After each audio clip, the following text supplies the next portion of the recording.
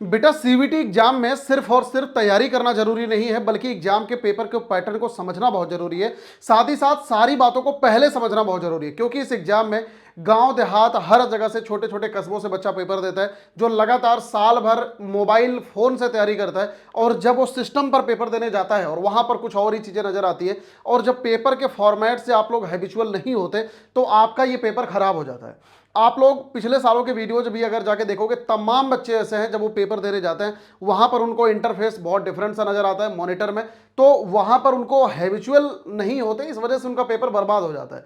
तो आज मैं इस सेशन में आपको समझाने वाला हूं कि सीबीटी मोड में किस तरीके से पेपर दिखता है और आपको किन किन बातों का इसमें विशेष ध्यान रखना है, क्योंकि अब आगे आने वाले टाइम पे आप लोग मॉक्स लगाओगे, साथ ही साथ अब आगे आने वाली तैयारी में आप लोग ढेर सारे ऑब्जेक्टिव सवालों की प्रैक्टिस करोगे, तो किन किन बातों का ध्यान रखना चाहिए, बहुत ही डिटेल, बहुत ही थॉरो मैं ये सेशन में आपको समझाने वाला हूं।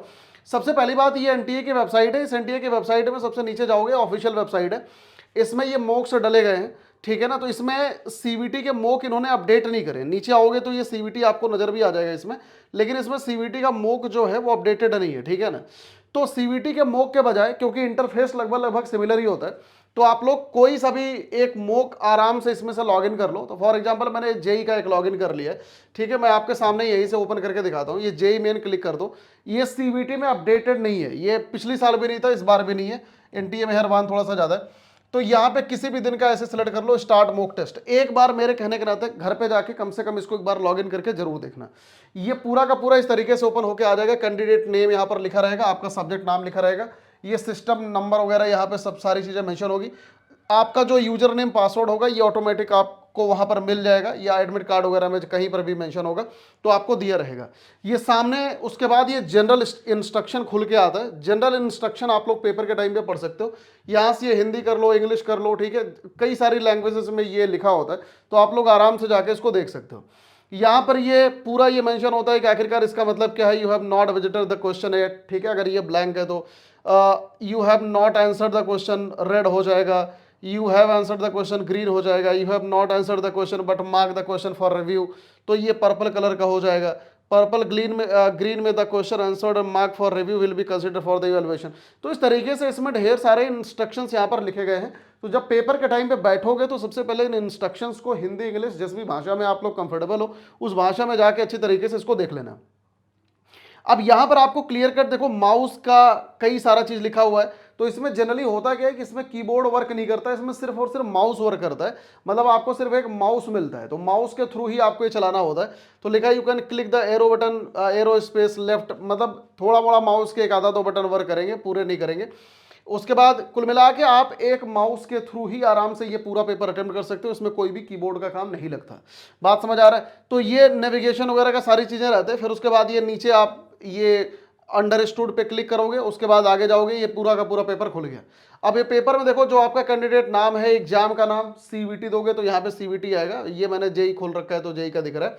यहाँ पे इस तरीके से टाइमिंग आपकी चलने लग रही होगी। मान लो 1 घंटे का पेपर है तो ये उल्टी घड़ी चलती है भाई, ये सबसे ज्यादा खतरनाक चीज है। यहाँ पे सब्जेक्ट का नाम आपका लिखा होता है, ठीक है ना।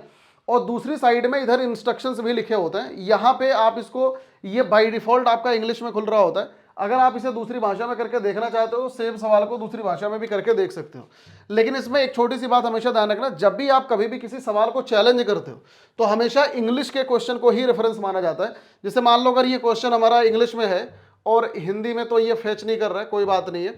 तो इन केस अगर मान लो तुमने इंग्लिश में पढ़ के इसका आंसर दे दिया, ठीक है, और एनटीए ने उसका आंसर कुछ और दिया जो कि इंग्लिश के हिसाब से कुछ और हो रहा था, तो हमेशा इंग्लिश वाला आंसर माना जाता है, ठीक है ना। ये बात जरूर ध्यान रखना। तो इसमें ये नीचे देखो आपके पास ये ऑप्शन दिए जाते हैं। जैसे मान लो फॉर एग्जांपल इसका आंसर नंबर 3 है, ठीक है, तो इसे सेव एंड नेक्स्ट कर दो तो अगले सवाल पर आ जाओगे।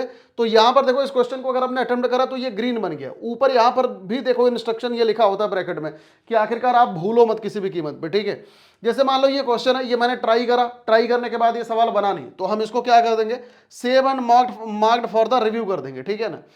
अब इनमें से कोई भी एक ऑप्शन इस तरीके से आप नीचे टिक मार्क कर दिया। जैसे मान लो ये मैंने एक ऑप्शन लगा दिया, अभी मुझे लग रहा है कि ये ठीक है, तो मैं इसको रिव्यू के लिए मैंने मार्क कर दिया। तो रिव्यू के लिए जो आप मार्क करोगे ये पर्पल ग्रीन हो जाएगा, मतलब आंसर है और आंसर कर रखा है लेकिन मार्क्ड फॉर द रिव्यू है। ध्यान रखना इसको। ऐसे सवालों को जब दोबारा मॉक सॉल्व करो, मतलब जब दोबारा आप इसमें सेकंड इटरेशन में क्वेश्चन नंबर 1 से दोबारा रिवाइज करो, तो ऐसे सवालों को हमेशा सबसे पहले टारगेट करो। तो इसमें देखो जनरली मॉक करते समय स्ट्रेटजी हमेशा यही बात फॉलो करनी चाहिए। जैसे मान लो ये क्वेश्चन आया, ये क्वेश्चन आसान है, इसको बना दो, ठीक है। अगर ये लग रहा है मुश्किल है तो इसमें सेव एंड नेक्स्ट आगे बढ़ जाओ, इसमें आपको आगे बढ़ने का ऑप्शन यहां से मिल जाएगा, ये नेक्स्ट कर दो, ठीक है। तो ये अगले क्वेश्चन पे आ गए। तो देखो अब ये पेपर करते समय तुमने ये सवाल छोड़ दिया, तो ये यहाँ पे रेड कलर का लगा हुआ है। मान लो ये सवाल मुश्किल लग रहा है, नेक्स्ट कर दो, ठीक है। ये क्वेश्चन तुम्हारे को आसान लग रहा है, ठीक है, इसमें ऑप्शन नंबर 4, इसको सेव एंड नेक्स्ट करो। मतलब जो भी सवाल तुम्हें ऐसा लग रहा है कि नहीं ये सवाल मेरा एकदम एक्यूरेट सही है, उसको सेव एंड नेक्स्ट करो। अगर तुम्हें ऐसा लग रहा है कि नहीं मैंने इसमें ट्राई करा, थोड़ा मोड़ा घोच पोच है, तो यहां से save and marked for the review करो, ताकि जब दोबारा एक बार को इसमें आओ, एक बार क्वेश्चन नंबर 1 से लेके 50 तक जब अटेम्प्ट कर लोगे, तो दोबारा फिर से एक बार शुरुआत से लेके देखो। जो जो पर्पल ग्रीन वाले हैं इनको दोबारा बेटा एक बार जरूर देख लेना, ठीक है ना। बल्कि रेड वाले भले दोबारा मतलब लेट देखना, लेकिन पर्पल ग्रीन वाले तो जरूर देख लेना एक बार को, क्योंकि हो सकता है कि पहले तुमने टाइम इन्वेस्ट कर रखा है, हो सकता है दोबारा करो तो आराम से पेपर बन जाए, ठीक है ना। क्योंकि एक एक सवाल आपके लिए बहुत इंपॉर्टेंट है, ये बात विशेष ध्यान रखना। तो यहां पर देखो जैसे जो भी क्वेश्चन आप छोड़ोगे इसमें कुल मिला के, ये जैसे यहां पे ये 3-4 क्वेश्चन तुमने नहीं करा, ये देखो सारा का सारा रेड हो गया, ठीक है। और ये जो क्वेश्चन तुमने करा marked for review and next, ठीक है ना।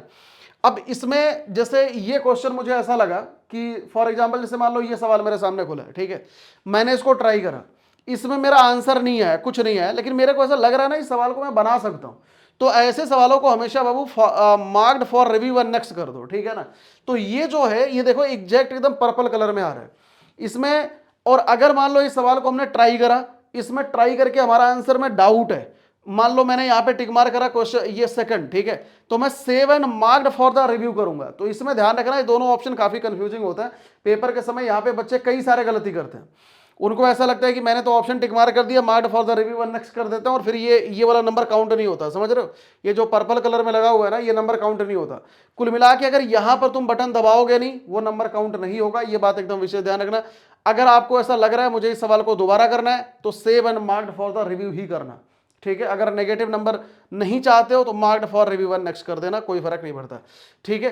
तो ये इस तरीके से आपका ये पूरा इंटरफेस होता है। जब सबसे लास्ट में आप ये सबमिट करोगे, ये पूरा इस तरीके से number of question answer not correct marked for review इस तरीके से पूरा आ जाएगा, ठीक है। उसके बाद ये आपसे दोबारा पूछेगा, बस एकदम खत्म है। ये रिजल्ट वगैरह नहीं आता उसमें, ठीक है ना, ये तो मॉक टेस्ट है, तो ये रिजल्ट दे रहा है। जब आप पेपर देते हो तो वहां पे भाई कोई रिजल्ट वजल्ट नहीं आता, ठीक है ना, वहां पे सीधा पेपर सबमिशन हो जाता है, बस वो आपसे एक बार को पूछ लेता है। यहां पर कुछ एक छोटी बातें और ध्यान रखना, जैसे ये ऊपर घड़ी चल रही है, देखो उल्टी घड़ी, ठीक है। पेपर के समय जैसे मान लो 1 घंटा तुम्हारा ओवर हो गया, तो वहां पे कोई इन्विजिलेटर कॉपी लेने वाला सिस्टम तो होता नहीं है, वो ऑटोमेटिक ऑटो सबमिशन हो जाता है पेपर। तो ये बात विशेष ध्यान रखना, आपको 1 घंटे के अंदर बाबू पूरा पेपर खत्म करना है, यानी कि जितनी देर में घड़ी ये उल्टी चलेगी उतनी देर के अंदर आपको पेपर सबमिट करना, नहीं तो भाई वो अपने आप सबमिट कर देगा, जितना भी सवाल तुमने करके रखा होगा ऑटोमेटिक सबमिट कर देगा। और उसमें जो आप मार्क्ड जो क्वेश्चन आप save and marked for the review करके रखते हो, मतलब जिनमें भी ऑप्शन टिक मार्क करके रखोगे उन्हीं का नंबर वो काउंट करेगा, अदरवाइज नहीं करेगा। तो ये बात विशेष ध्यान रखना, ठीक है ना। तो ये पूरा का पूरा ये आपका इंटरफेस होता है, ठीक है। आई होप सभी मेरे बच्चों को अच्छी तरीके से एकदम क्रिस्टल क्लियर है।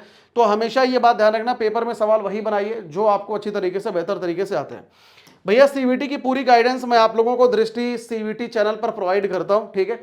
यहां पर आपको सारे के सारे अपडेट सारी चीजें मैं आपको यहां पे कंप्लीट मेंटोरशिप देने वाला हूं। आप लोग मेरे साथ में टेलीग्राम चैनल पर जुड़े रहिए।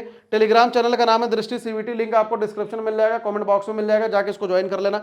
यहां पे बहुत सारे गूगल मीट और बहुत सारी पर्सनल गाइडेंस मैं आपको प्रोवाइड करने वाला हूं, जब तक आप कॉलेज के अंदर नहीं पहुंच जाते तब तक। बात समझ आ रहा है, एकदम ऑथेंटिक विदाउट एनी लगालेसी, एकदम प्रॉपर गाइडेंस के साथ में एकदम कॉलेज में आप जाओगे, ठीक है। मैं आपके साथ में बेटा तब तक रहने वाला हूं। कोई और डाउट है नीचे कमेंट सेक्शन के अंदर जरूर बता के जाना, मैं उसका रिस्पॉन्ड कर रहा हूं किसी दूसरी वीडियो के साथ में। Thank you so much watching this session, God bless you all सभी मेरे बच्चों को, wish you all the very best बेटा, टेक केयर। अब एग्जाम की तैयारी को और बेहतर करने के लिए हमारे चैनल को लाइक, शेयर और सब्सक्राइब करना ना भूलें।